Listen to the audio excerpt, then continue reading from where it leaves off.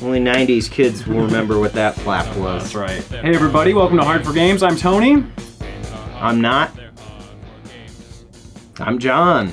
And we want to talk a little bit today about the Nintendo 64 disk drive. Ever since Metal Jesus found his NTSC, American Retail Prototype, I read a lot of articles that, due to the kind of space constraints, had to paraphrase what the DD was. Yes.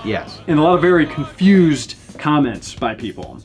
Had tons of different questions because not every single one of the articles always kind of explained it as in depth as they could because they were limited with space. We figured we would do an FAQ about the N64 disk drive today. Question number 1, was the DD released? This one right here actually is a Japanese domestic market released console. There were 2 ways that you could get it in Japan, which were... You could either subscribe to RANDnet, and you would get a full RANDnet starter kit, which was the internet service. There was a mail service, not as in like a mail escort service, which would have been very sexy. So you could have like a guy undress, and then he pulls one of these out of his pants. And then he would say, "We want to play." We would like to the play. commercial. So here is the RANDnet box that the Nintendo 64DD came in. Came with its modem, its cable, and its RANDnet disk, which allowed you to access the worldwide RANDnet, which was not worldwide. Here's where it would be if we had put it back in the case. Its documentation and plastic baggie in case it pooped itself while it was flying. That little dongle that everybody lost 2 seconds after they took out the RAM in their 64. And the RAM expansion cart. Or you could just get one at retail. However, an estimated 10 to 20,000 were sold, and it was very much towards the end of the N64's life cycle. So it is very, very much a failed system. Even the retail versions go for a decent price. They're rare. Number 2, why did Nintendo make this? Why is the format different? What the hell is going on? Well, you kids remember zip disks, right? They probably don't, but yeah, Oh, we God. do. I do. Look at the comments. They don't know what zip disks They don't know are. what this. It's called Google. Google Anyway, it, son. There was a problem during this period. You could either go with a cartridge, expensive to produce, but great copy protection. Yes. Or you could go with a disc, terrible copy protection. Plus load times. Yeah, and load times, but the disc was super cheap to manufacture. That's why the PlayStation games were so cheap back then. Yeah. I mean, sometimes they were under half, but neither of them could do big read and write. Correct. So a magnetic cartridge could do that. So it could hold, what was it, 60 megabits? 64 megabytes. 64, are you sure it was megabytes, not megabytes. megabits? Ooh, Would have wow. been 512 megabits or 64 megabytes. Somebody check his math and then call him a shit if he's wrong. Anyways, I know my shit, okay? So shut the up. Anyways, the idea is that as a game, you would go through it. Say you had a destructible environment. Yep. Most games have it where it's just temporary. Yeah. Like you'd blow something up, you'd smash a pot, you'd knock down Leave a wall. the room, come back, it's back to normal. Yeah, because space is extremely cramped, and making a bigger cartridge was more money. Yes. Developing one was a lot of money. So this could just have huge capabilities of like object sort of, I guess I would say Permanence, really, permanence. yeah.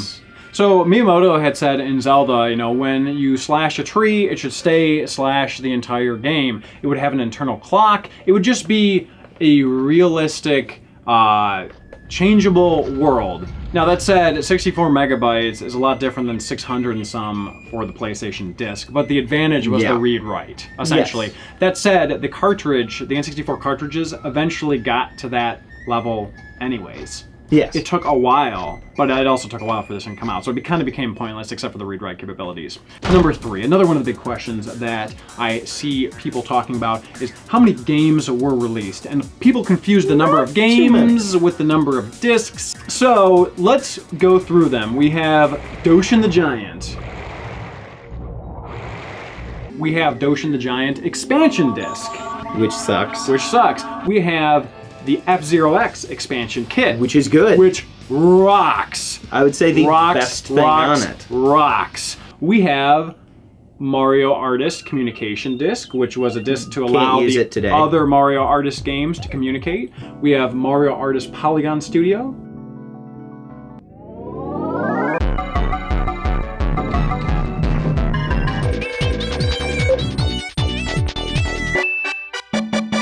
Mario Artist Talent Studio. Mario Artist Paint Studio. And that's it for the Mario Artist games. Yeah. We have the RandNet disc, which was their internet service. Which, once again, you can't use. Which you cannot use. There is Japan Pro Golf Tour. Which I think that was the one I really liked. And there was also SimCity. So let's talk a little bit about development systems. Now, there were a lot of questions I saw asking, why can't Metal Jesus read that blue disc on his retail system? Anytime you see blue on the N64DD, whether it's a disc or a system, that means it's a development system. Development, in this case, is its own region. So it can only read blue discs. Now, there seems to be some sort of mechanical thing so that this can't play that, and that can't play this. There's a mechanical difference between the way that the discs are read. So basically, they've region locked each other out. So let's talk about why this system is rare. First off, all development DD systems are rare. If retail systems are rare, that means development systems are especially rare. Yes. However, this one is probably, at least at this time of making this video, the rarest development system for the DD. Period, the end. The reason why is because normally what you need is additional hardware to be able to read the discs. Cartridge, cables, computer. Exactly. You would need a partner software. You would need a Partner 64 cartridge and a separate cartridge to read and load fonts and sounds. So essentially, you needed 2 cartridges hooked into your N64 to even boot and read the disc. Yes. This is a self-booting dev kit. It is the only one known to exist. So, guy who isn't Tony, you say. I have a blue disc. Well, may I interrupt you and say, lucky you. What do I do? It's not nice to interrupt, but go on. Discs die.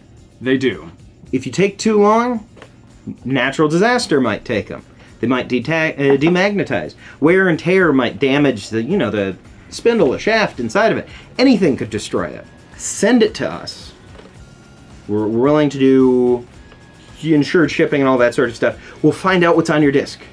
It won't be a mystery anymore to you. If you need to be anonymous, that's fine. We just want to know what's out there because it's a ticking time bomb until those things eventually can't be read anymore. Yes.